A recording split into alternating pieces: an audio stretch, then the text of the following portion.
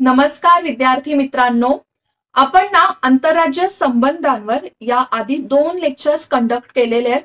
पहिलं लेक्चर जे आहे ते आपण आंतरराज्य जलविवाद या संबंधित बघितलेलं आणि जे सेकंड लेक्चर आहे त्यामध्ये आपण आंतरराज्य परिषदेसंबंधीचा पूर्ण अभ्यास केलेला.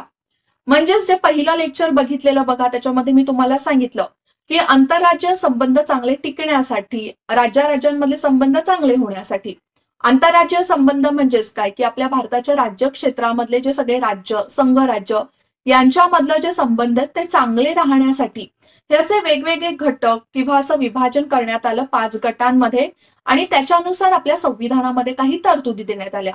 तर तशा तर 4 घटकांबद्दलच्या तरतुदी आहेत. 5वी जी आहे त्याच्यासाठी एक वेगळा कायदा आहे. मग त्यातल्या 2 तरतुदींचा, 2 कलमांचा आपण एकदम डिटेलमध्ये अभ्यास केलेलाच आहे.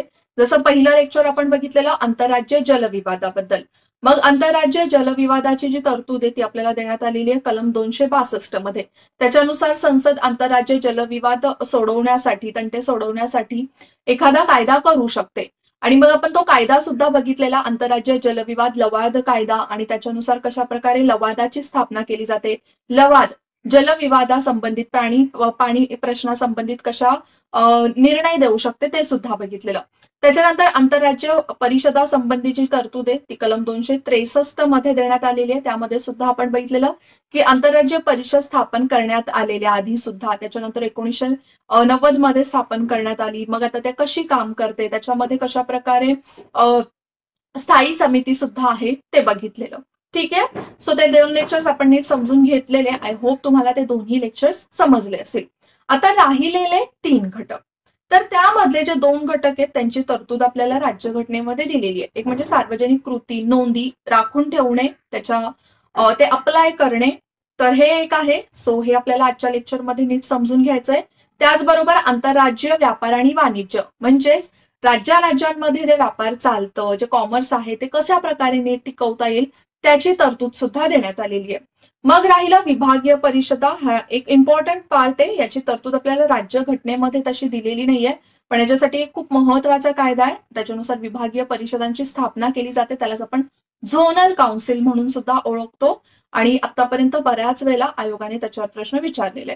ओके. सो पहिलेचे जे 2 टॉपिक आहेत ते एवढे इम्पॉर्टंट नाहीये, खूप कमी वेळा प्रश्न विचारले जातात, पण तरी सुद्धा पटकन नीट समजून घेऊया की काय आहे. सो सर्वात पहिल्यांदा ना बघा, आता आपल्याकडे कसं असतं की जे अधिकार क्षेत्र आहे राज्य शासनाला दिलेला तो राज्यापुरतीच असतो. म्हणजे महाराष्ट्र शासनाने महाराष्ट्राच्या राज्य विधिमंडळामध्ये जर एखादा कायदा बनवला तर तो कायदा गुजरात, गोवा, मध्य प्रदेश, छत्तीसगड अशा आजूबाजूच्या राज्यांना लागू शकतो का? नाही. तो महाराष्ट्रापुरताच मर्यादित राहतो. राईट. मग समजा केंद्राला असं वाटलं की एखादा कायदा किंवा एखादा असा रूल महाराष्ट्र शासनाने आणलाय, तो बाकीच्या राज्यांमध्ये सुद्धा लागू करणं गरजेचं आहे किंवा तो तसा कायदा आहे त्याच्याने केंद्र इम्प्रेस झालेले असं आपण म्हणू शकतो. मग काय करेल संसद ना, असा एखादा कायदा करेल की एखाद्या राज्याने एखाद्या नोंदी केलेल्या आहेत किंवा कायदा केलेला आहे, तो भारताच्या संपूर्ण भागात लागू करण्यासाठी संसद कायदा करू शकते. ठीक आहे. हा महत्वाचा पॉइंट तुम्हाला समजला. केंद्राच्या आणि प्रत्येक राज्याच्या, केंद्रासाठी सुद्धा, केंद्राचं तर ऑलमोस्ट सगळं लागतंच, पण समजा एखादी नोंद असेल, कायदा नसेल, नोंदी म्हणा, कोणत्या एखाद्या कायद्यासंबंधीची अजून इनर तरतूद असेल किंवा कोणती नोटीस असेल, तर ती सगळ्या राज्यांमध्ये लागू होण्यासाठी सार्वजनिक कृती म्हणजेच काय, काही गोष्टी केल्या असतील, नियम वगैरे, रूल्स वगैरे नवीन आणलं असेल, सार्वजनिक नोंदी आणि न्यायिक कामकाज सुद्धा 3 गोष्टी येतात. सार्वजनिक कृती, सार्वजनिक नोंदी आणि न्यायिक कामकाज यांना भारताच्या संपूर्ण क्षेत्रात पूर्ण श्रद्धा आणि मान्यता दिली जाईल. पूर्ण श्रद्धा आणि मान्यता दिली जाईल म्हणजेच काय, तर बाकीच्या राज्यांमध्ये त्याला लागू केलं जाईल. मग आता अच्छा, सार्वजनिक कृती म्हणजेच काय, तर सार्वजनिक कृतींचा अर्थ असा होतो की सरकारच्या कायदेशीर कृती. ओके. कायद्यानुसार ज्या कृती असतात, ज्या ऍक्शन्स असतात त्या. त्याच्यानंतर सार्वजनिक नोंदी म्हणजेच काय की यामध्ये समजा एखादं काम करताना, अधिकृत कामं करताना, ओके, कोणतीही लिगल कामं करताना लोकसेवकाने, आता लोकसेवक म्हणजे आपले जे ऑफिसर्स असतात, त्यांनी जर कोणता नियम आणला, कोणती नोंद आणली तर त्यालाच म्हटलं जातं सार्वजनिक नोंदी. आणि न्यायिक कामकाज म्हणजेच काय, तर न्यायालयाने दिलेला डिसिजन किंवा निर्णय.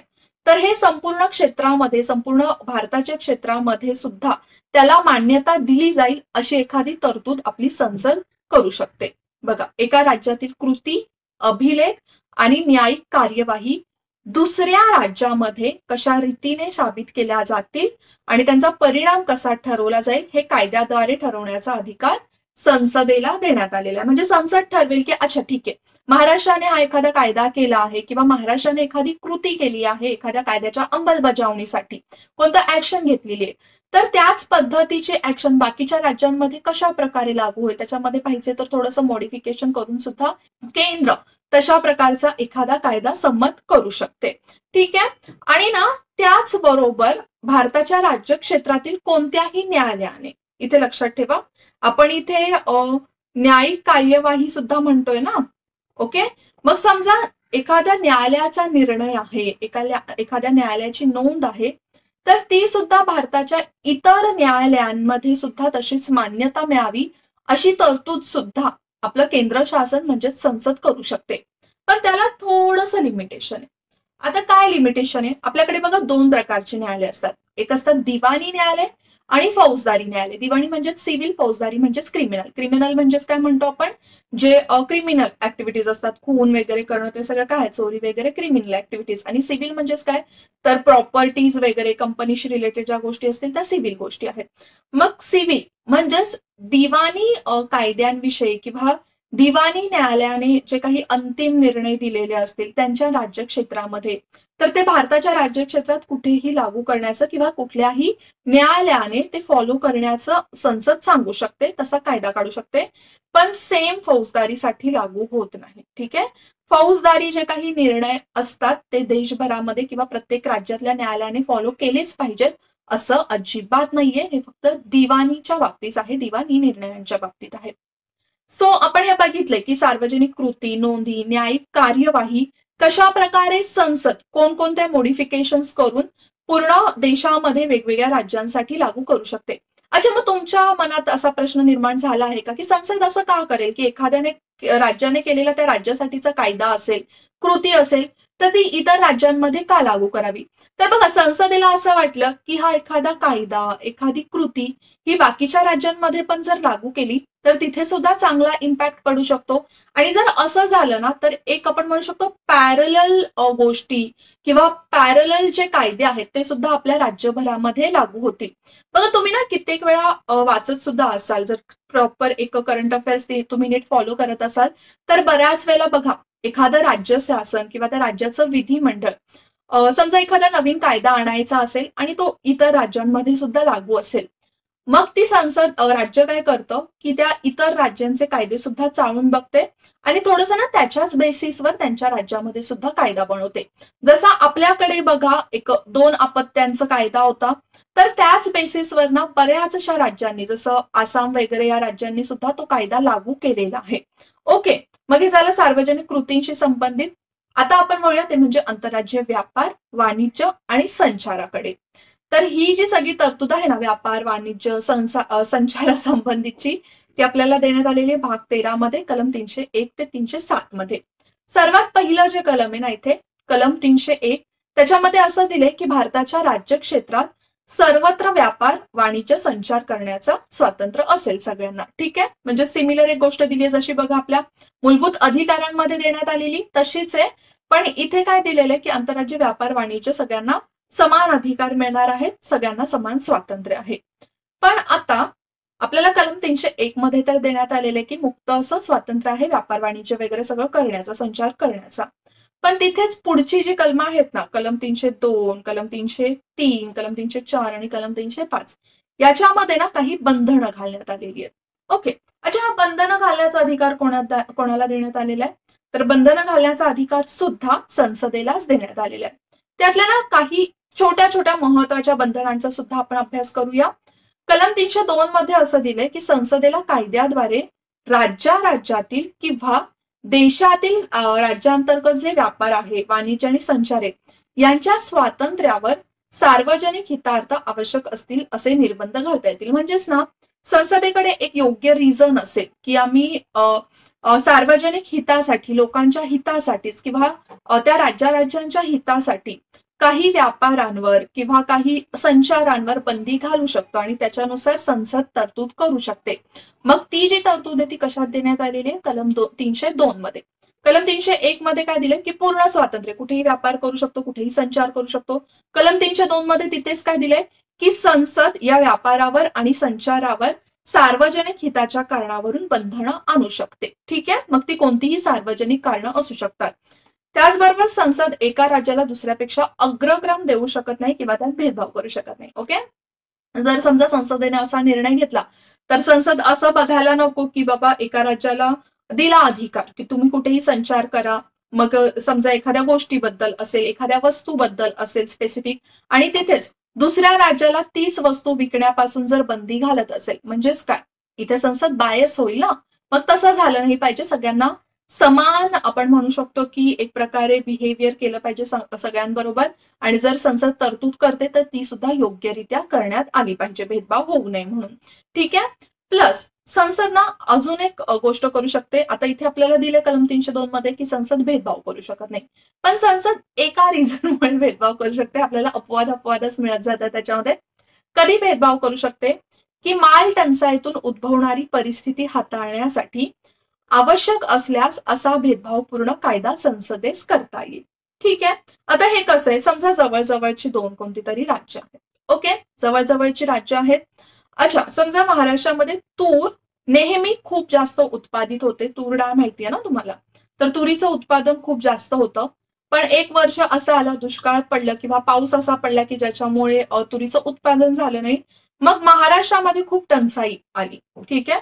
मग तिथे संसद काय करू शकते, असा कायदा बनवू शकते की महाराष्ट्रातून तुरीचा जे आपण म्हणू शकतो व्यापार आहे तो इतर राज्यांमध्ये होणार नाही, फक्त महाराष्ट्रापुरता आहे. ठीक आहे.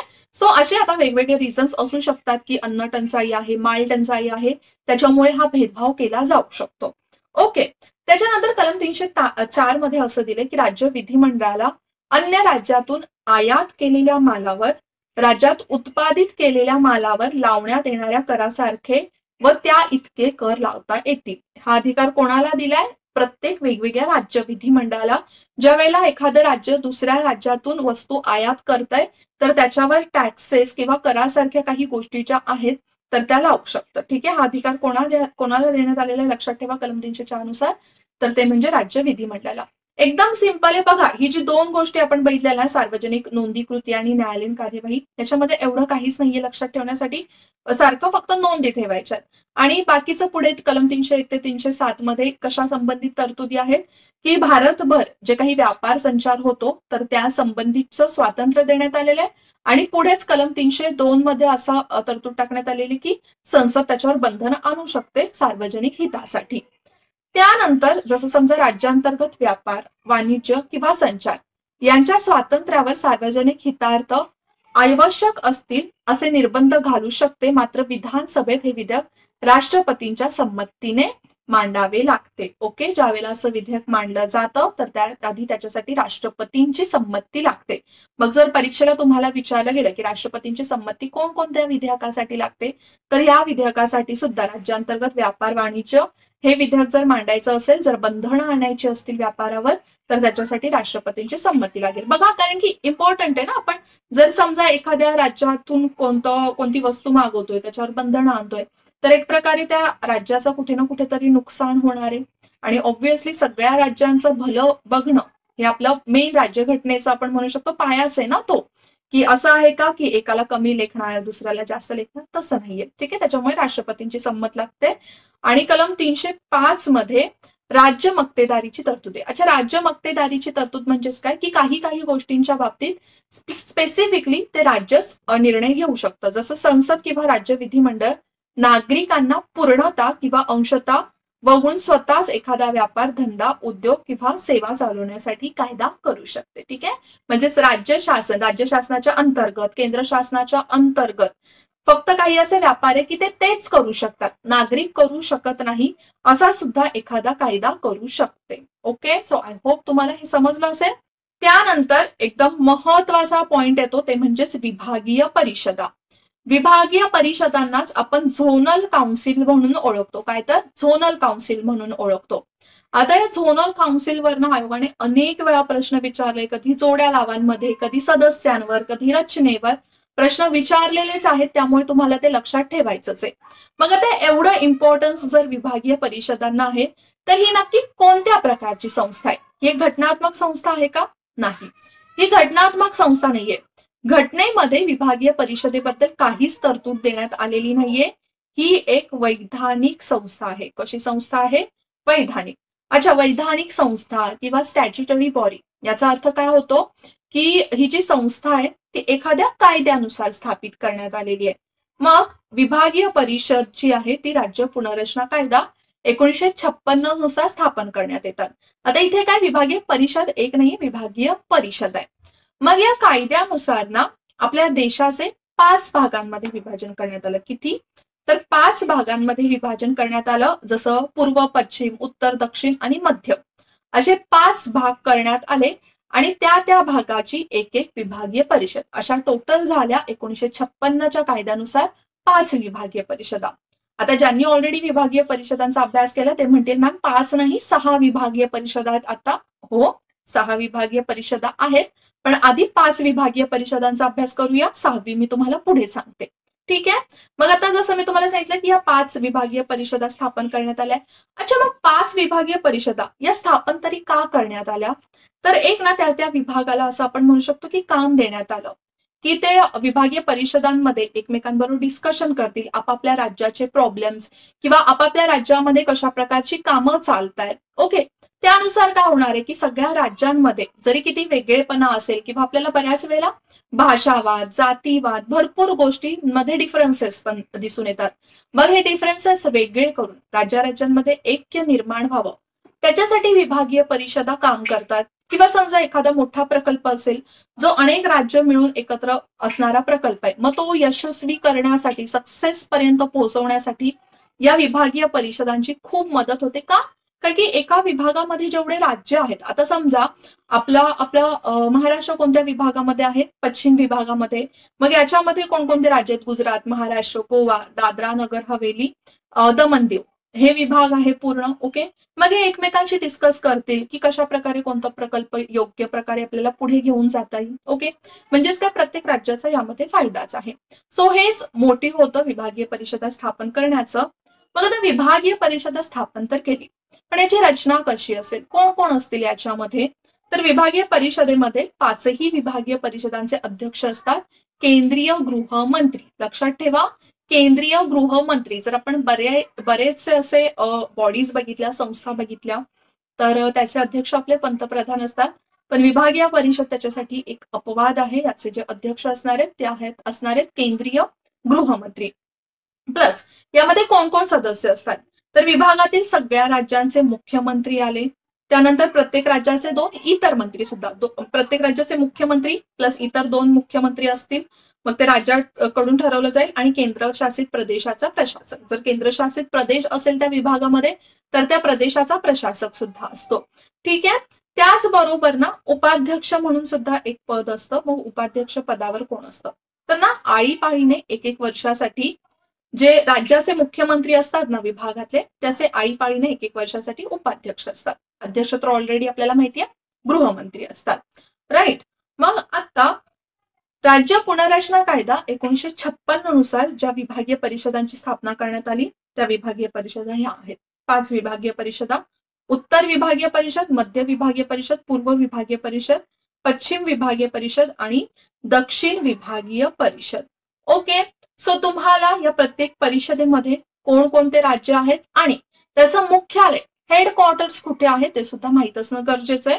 कारण की त्या जोड्या लावांवर बऱ्याच वेळा प्रश्न विचारला जाईल. समजा तुम्हाला एखाद्या राज्याचं नाव दिलं जाईल, एकाच बाजूला राजस्थान, उत्तराखंड, पश्चिम बंगाल, दादरा नगर हवेली, आंध्र प्रदेश असं देण्यात येईल आणि दुसऱ्या बाजूला कोणत्या विभागीय परिषदांमध्ये ते आहेत ते विचारलं जाईल. पण बघा एवढं सिम्पल आहे, कठीण नाहीये. कारण की जर तुमचा भूगोल क्लिअर असेल, भारताचा नकाशा क्लिअर असेल, तर तशीही तुम्हाला आयडिया येईल की नक्की या परिषदांमध्ये, या झोन्समध्ये कोणकोणती राज्य येतात. जसं उत्तर विभागीय परिषदेमध्ये उत्तरेकडचे राज्य जम्मू काश्मीर. आता हे जम्मू काश्मीरच्या जागी काय झालंय? लडाख आणि जम्मू काश्मीर. त्यानंतर हिमाचल प्रदेश, हरियाणा, पंजाब, राजस्थान, दिल्ली आणि चंदीगड. बरीच अशी राज्य आहे त्याच्यामध्ये. मुख्यालय आहे नवी दिल्लीला. त्यानंतर मध्य ठिकाणी जास्त राज्य नाहीयेत, आपण सेंटरला बोलू शकतो मध्य प्रदेश तर येईल. त्यानंतर त्याच्या बाजूसच उत्तराखंड, छत्तीसगड आणि त्याचबरोबर उत्तर प्रदेश. तर हे आलं अलाहाबादमध्ये, ज्याला आपण आता प्रयागराज म्हणून ओळखतो. पूर्व विभागीय परिषद पूर्वेकडचे राज्य, एकदम ईशान्येकडे अजून आपल्याला जायचं नाहीये, पूर्वेकडची राज्य बिहार, झारखंड, पश्चिम बंगाल आणि ओडिसा, 4च आहे. मुख्यालय आहे कोलकात्याला. त्याच्यानंतर पश्चिम विभागीय परिषद तर तुमची तोंडपाठ असली पाहिजे. जे महाराष्ट्राच्या बाजूचे काही राज्य आहेत, जसं त्यामध्ये गुजरात, महाराष्ट्र, गोवा 3 राज्य आहेत, बाकीची एक तर केंद्रशासित प्रदेश आहे. त्याचं मुख्यालय ऑब्व्हियसली मुंबईला आहे. त्याच्यानंतर दक्षिण विभागीय परिषदेमध्ये आंध्र प्रदेश, तेलंगणा, कर्नाटक, तामिळनाडू, केरळ आणि पुदुचेरी म्हणजे जे सगळे साऊथचे राज्य आले आणि त्याचं मुख्यालय चेन्नईला आहे. ओके, सो इथपर्यंत तुम्हाला समजलं की कोणकोणते राज्य, कोणकोणत्या विभागीय परिषदा आहेत, कोणकोणती राज्य त्याच्यामध्ये आहेत. ओके, मग आता ईशान्य म्हणजेच नॉर्थ ईस्टची सुद्धा एक विभागीय परिषद आहे. मग नॉर्थ ईस्टच्या विभागीय परिषदेची काही वेगळी तरतूद आहे का? तर हो, राज्य पुनर्रचना कायद्यानुसार ना, तर 1956च्या कायद्यानुसार फक्त 5च विभागीय परिषदेची स्थापना करण्यात आली. पण ईशान्येकडच्या विभागीय परिषदेसाठी एक वेगळा कायदा करण्यात आला, ते म्हणजेच ईशान्य परिषद कायदा. ठीक आहे, हा कायदा बराचसा लेट करण्यात आलेला 1971 मध्ये. त्यानुसार 6वी विभागीय परिषद स्थापन करण्यात आलेली, ते म्हणजेच ईशान्य परिषद. ठीक आहे, ईशान्य विभागीय परिषद. मग यामध्ये सगळे नॉर्थ ईस्टचे राज्य जसं आसाम, मणिपूर, मिझोराम, अरुणाचल प्रदेश, तुम्हाला इथे दिसेलच नागालँड, मेघालय, त्रिपुरा आणि सिक्कीम मी बाजूला झालेली आहे. तर तुम्ही हा टेबल थोडा मोठा करून दाखवलाय मी स्क्रीनमध्ये, नीट वाचून घ्या. बघा, उत्तर पूर्व विभागीय परिषद जी आहे ईशान्यकडची, किंवा तुम्ही म्हणू शकता जी आपली नॉर्थ ईस्टची विभागीय परिषद आहे, त्याच्यासाठीचा एक वेगळा कायदा आहे, तो म्हणजेच ईशान्य परिषद कायदा 1971. आणि त्यानुसार ईशान्य परिषदेची स्थापना करण्यात आलेली आहे, हे लक्षात ठेवा. जर तुम्हाला कुठेही असा प्रश्न विचारण्यात आला की राज्य पुनर्रचना कायदा 1956 नुसार की कोणकोणत्या विभागीय परिषदा स्थापन करण्यात आलेल्या, तर बाकीच्या 5, आणि जी 6वी ईशान्य परिषद 1971ला स्थापन करण्यात आलेली आहे, त्याच्यासाठी एक वेगळा कायदा आहे, तो म्हणजेच ईशान्य परिषद कायदा. ओके, सो आता लेक्चरमध्ये आपण इथेच थांबूया. पुन्हा भेटूया नेक्स्ट लेक्चरला. फक्त मला या प्रश्नाचं उत्तर द्या की ईशान्य परिषदेचं जे मुख्यालय आहे ते कोणत्या राज्यात आहे किंवा कोणत्या ठिकाणी आहे. जर तुम्हाला आन्सर येत असेल तर नक्की कमेंटमध्ये द्या. आता पुन्हा भेटूया आपण नेक्स्ट लेक्चरला. तोपर्यंत जय हिंद, जय महाराष्ट्र आणि थँक्यू. राज्यसेवा 2022 या कोर्सचं ऍडमिशन सध्या आपल्या विजन स्टडी ऍपवर सुरू आहे. कोर्स बद्दलची संपूर्ण माहिती विजन स्टडी ऍपवरच तुम्हाला मिळून जाईल. जर तुम्ही इंटरेस्टेड असाल आणि राज्यसेवेचा छान पद्धतीने अभ्यास करायचा आहे तर नक्कीच तुम्ही या बॅचला ऍडमिशन घेऊ शकता. सध्या कोर्सचे ऍडमिशन फी आहे 5,999. पण या कोर्स व्यतिरिक्त आपल्या विजन स्टडी ऍपवर भरपूर असं स्टडी मटेरियल अवेलेबल आहे, PDF नोट्स आहेत, टेस्ट सिरीज कंडक्ट केल्या जातात. तर त्या सगळ्या गोष्टींचा उपयोग तुम्ही तुमच्या अभ्यासामध्ये करू शकता. असाच अभ्यास करा. तुम्हाला तुमच्या पुढच्या एक्झामसाठी ऑल द बेस्ट.